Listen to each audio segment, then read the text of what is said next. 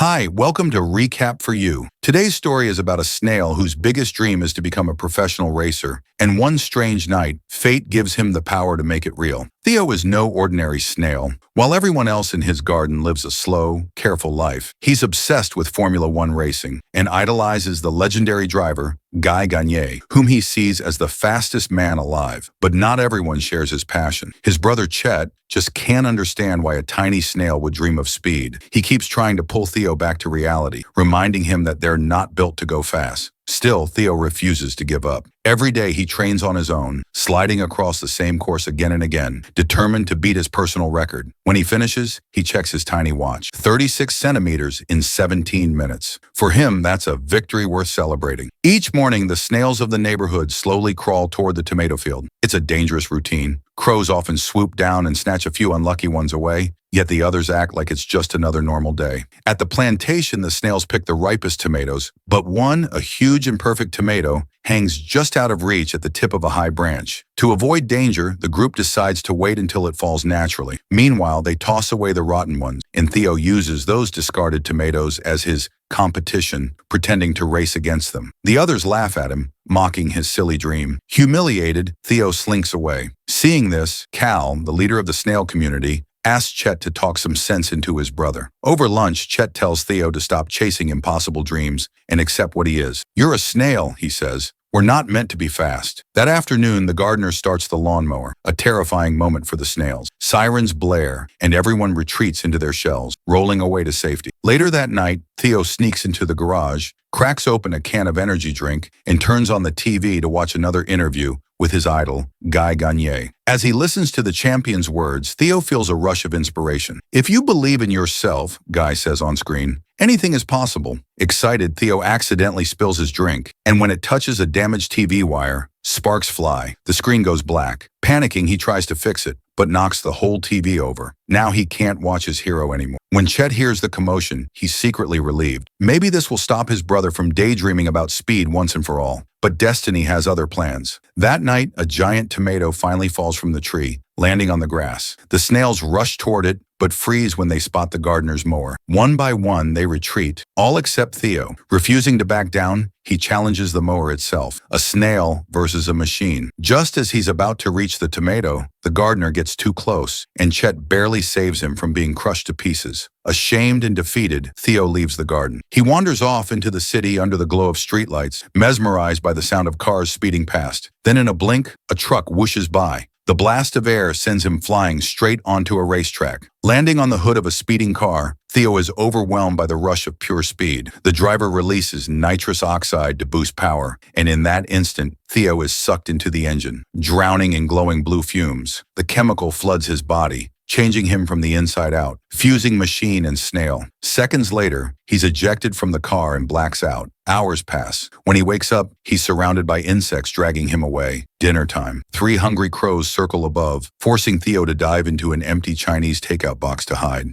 When he finally makes it back home, something feels off. His eyes start glowing like headlights. A siren blares from inside his shell. As Chet lectures the group about safety, a sudden burst of loud music blasts from Theo's shell. Everyone turns in shock. Embarrassed, Theo flees, but runs right into the crusher again. The boy pushes his tricycle toward him, trying to crush him like before. Only this time, Theo moves faster than he ever thought possible. He dodges every strike, zipping left and right, his shell glowing like a streak of blue lightning. The boy's eyes go wide in disbelief. Theo leaps onto the tricycle's wheel, causing it to flip over and crash straight into the garden bed. The impact destroys the entire tomato patch. Cal is furious. He banishes Theo from the community for his reckless behavior. When Chet tries to defend his brother, he's exiled too. The two brothers are left alone, one filled with guilt, the other with anger. That night, as Chet scolds Theo for ruining their lives, a crow swoops down and snatches Chet into the sky. Without hesitation, Theo activates his new powers and blasts off in pursuit. Across the city of Los Angeles, 2 crows battle midair for their prey. Chet. Theo races through the night, moving faster than any snail ever has. Just as one bird is about to devour Chet, Theo dives in, knocking it off balance. The snail is swallowed whole instead, but he doesn't die. Inside the bird's stomach, Theo uses his glowing shell and explosive energy to burst free. As the dust settles, Theo and Chet find themselves miles away from home. Lost, exhausted, and unsure of what to do next, the brothers are suddenly scooped up by human hands. The one who found them is Tito, a kind-hearted dreamer who runs a small taco stand with his brother, Angelo. Tito places the snails gently inside a box in his van and drives off into the night. When they arrive, Theo realizes they've been taken to a colorful strip mall filled with quirky people and glowing lights. But what truly catches his attention is the track, a tiny racetrack set up behind the store. Around it, a crowd cheers as snails, painted in bright colors, race each other for fun and bets. While the competitors struggle to finish the race, Chet frantically searches for an escape route. Theo, however, stays frozen in place, watching the chaos unfold. When the onlookers notice the motionless snail, laughter breaks out. The bettors start mocking him, calling him slow, useless, a joke. But Theo decides it's time to prove them wrong. With a flash of blue light, he launches forward, streaking across the tiny racetrack in seconds, circling the entire block before anyone can even blink. The crowd falls silent, their jaws dropping in disbelief. Both humans and snails stare, astonished by his blinding speed. Tito can hardly believe his eyes. He's convinced he's discovered a gold mine, something that could change everything. But Angelo, his older brother, isn't buying it. He calls Tito's obsession madness and insists he focus on their taco stand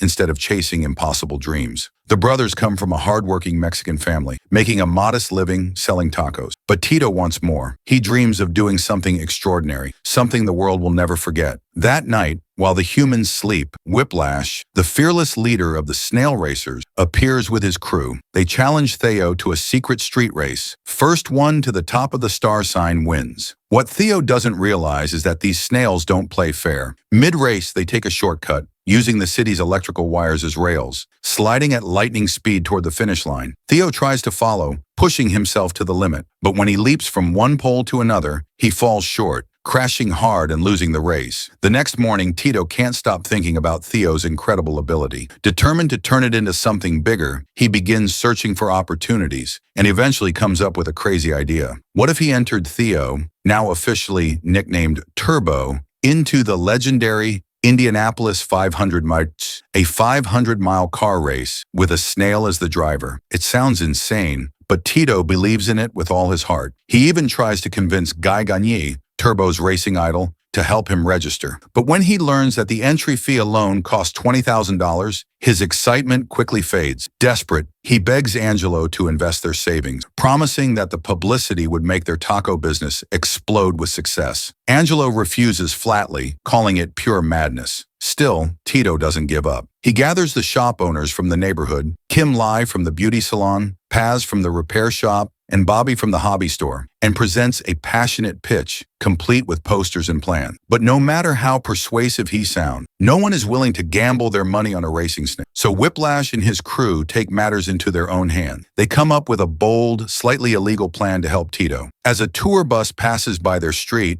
one of the snails, Burn, scatters metal nails across the road, blowing out the tires and forcing the bus to stop right outside Tito's taco stand. The confused tourists step out, and that's when Theo makes his move. Turbo zooms across the street, glowing like a bolt of living lightning. The crowd goes wild, cheering, filming, and flooding the small shops nearby. For the first time in ages, every store sells out. The street bursts with life and excitement. But even after witnessing all that, Angelo still refuses to hand over the money. He calls the entire thing a temporary circus, refusing to believe a snail could ever be a racer. That afternoon, Tito begins to lose hope, but his friend, seeing his determination, decide to do something incredible. They pool together all the money they earned from the tourists to help fund Theo's entry into the race. By the next morning, the group is on the road to Indianapolis, leaving Angelo behind to run the taco stand alone. Suddenly, while cooking, Angelo's stove explodes. Frustrated, he decides to buy a new one, but when he checks his savings, his heart sinks. The money is gone. Tito has taken it to pay the registration fee. Furious, Angelo calls him immediately, but Tito ignores the call, promising himself he'll answer after the race, once Turbo has won. During the trip, the group brainstorms a fitting name for Theo's racing identity. Together, they come up with the name Turbo. They even build him a shiny new racing shell, his official armor for the Indy 500. When they finally arrive at the massive Indianapolis Motor Speedway,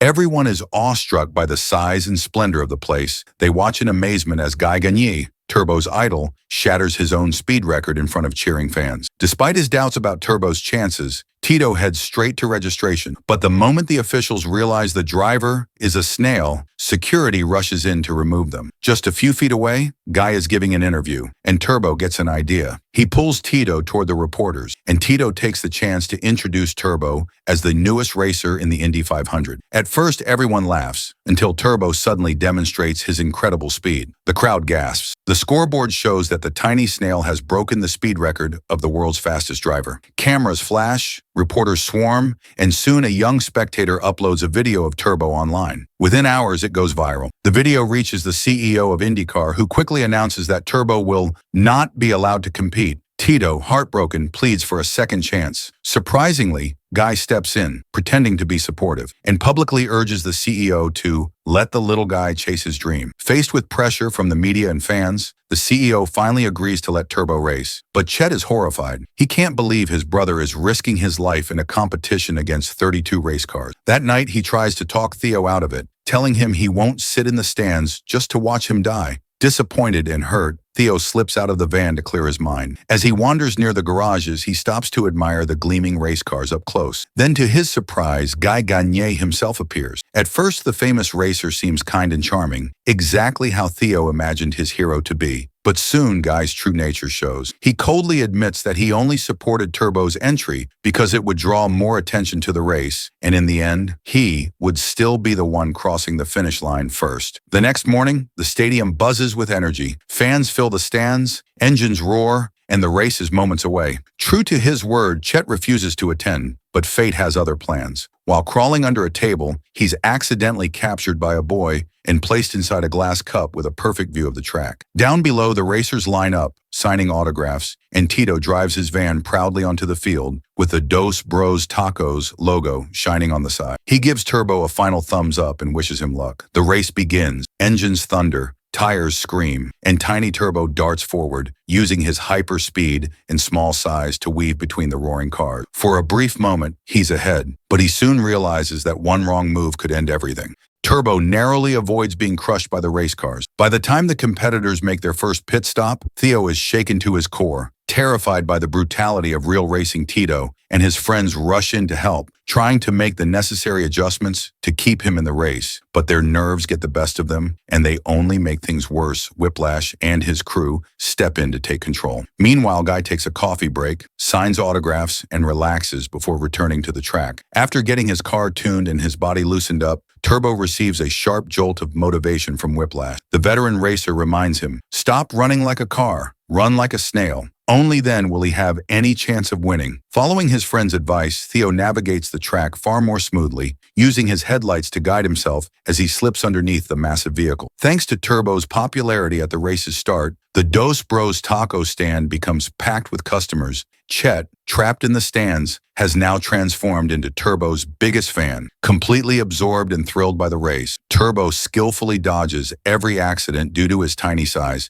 and soon the only competitor ahead of him is Guy Gagné, who refuses to let a snail threaten his title. In a desperate move, Guy forces Turbo toward the edge of the track, where thousands of loose rubber fragments have piled up. These pieces become deadly obstacles, and Theo is violently slammed into the wall. Dazed and nearly blind, Turbo becomes the last racer to complete that lap. Seeing his condition, Tito decides it's time to pull him out. Otherwise, Theo's life could be in real danger. Everyone agrees, except Turbo. He refuses to quit. Summoning every bit of determination he has, the little snail manages to catch up with the pack and reclaim his position. But his powers begin to fail, and he struggles to hold on to second place. When he looks back, he remembers the lawnmower that once nearly killed him and decides that this time he will survive on his own terms. Turbo pushes his remaining energy to the limit, completes the final lap, and suddenly takes the lead. Now all he has to do is hold on to it. Guy, unwilling to be beaten by anyone, especially a snail, takes an aggressive shortcut around a corner. But at high speed, the rubber fragments send his car sliding out of control, triggering a massive pileup that blocks the entire track. While medics rush to help the injured drivers, Turbo crawls forward, determined to finish the race. He is just inches from the finish line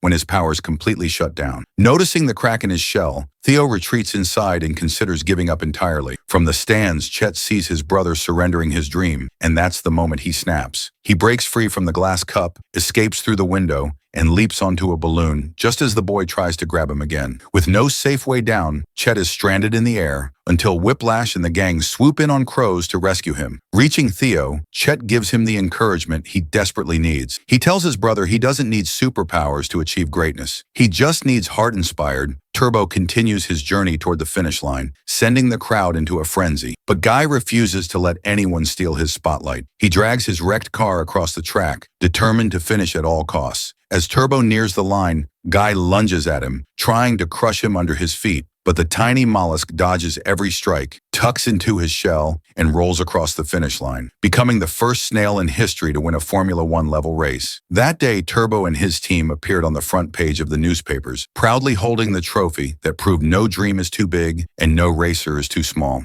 After that, life changed completely for Tito and his friends. Tito finally bought Angelo the brand new stove he had always wanted, allowing him to keep selling his famous tacos. Kim Lee's beauty salon became fully booked for weeks. Paz's auto shop gained a stream of new customers. And Bobby's hobby store drew in buyers from every corner of the city. As for Theo, he became a sensation. Fans from all over the country traveled to Los Angeles just to watch the little snail race again. After a few days of much-needed rest, his cracked shell healed perfectly, and Turbo regained his full power. He was thrilled to feel the speed rushing through him once more. But even more important was what he had learned. He didn't need superpowers to chase his dreams, only courage. So what did you think of this movie? Let us know in the comments below. And if you enjoyed the video, don't forget to like and subscribe for more movie recaps. See you next time.